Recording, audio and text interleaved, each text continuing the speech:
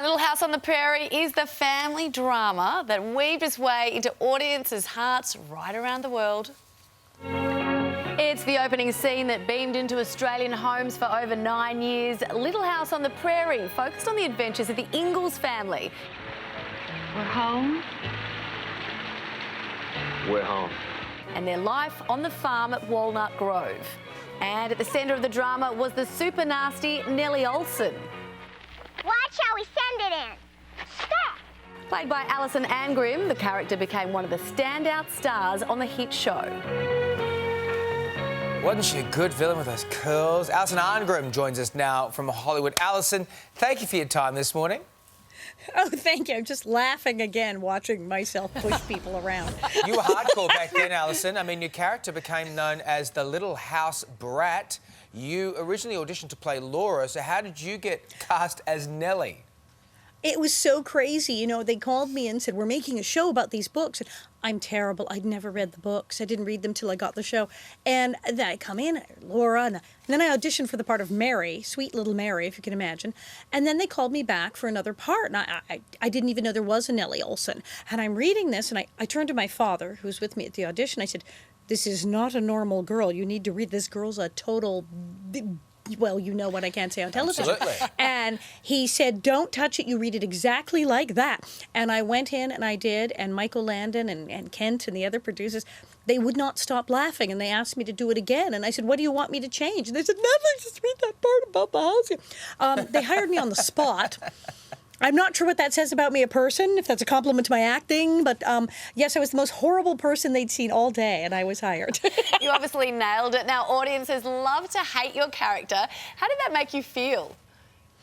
Well, it was crazy at first. I mean, I love villains, and I loved villains as a little girl. So the idea that I was playing the big, bad, scary girl, especially when I was shy as a child, I was the kid who got beat up by bullies, and now I was the girl they were afraid of.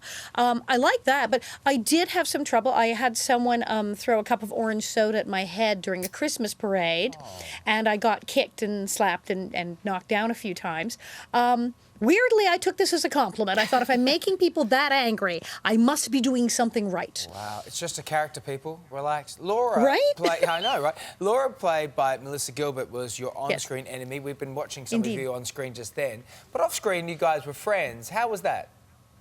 Yeah, that's the thing. I think we bonded because we got all our hostilities out, slapping each other silly. We wound up being great friends, having slumber parties at each other's house, and we're still friends now. She lives in Michigan, and she's gone into politics, and we're still absolutely on the internet each day and talking to each other. She's a wonderful person. Now, Michael Landon played the father on the show and also wrote and directed Little House on the Prairie. What was he like off-screen?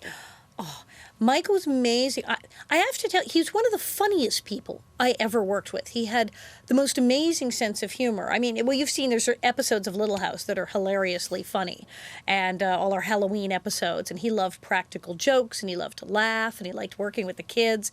He was really, really fun, and I understand he's very popular in Australia. I keep meeting people We love Michael Landon here. Well, he used to vacation there with his family. I keep meeting Australians who've met him when he used to go down there. So he's apparently extraordinarily popular over there. Well, your show was popular when I was a kid. It was popular, you know, he did several other shows. Yeah, he was very big here. But then you went from the small screen to the stage. This might shock a few people, but you are now doing stand-up comedy, and you're very successful at it. Why did you choose that?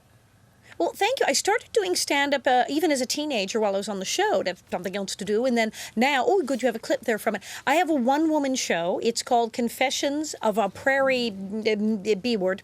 Yeah. And do it all over the country. I now have a book that's very popular, Confessions of a Prairie Bee, How I Survive Being Nellie Olsen and Learned to Love Being Hated. So I have a book and a show, and I do it all over the U.S. and now even in France. I just came back from a tour in France where I was doing the whole show in French.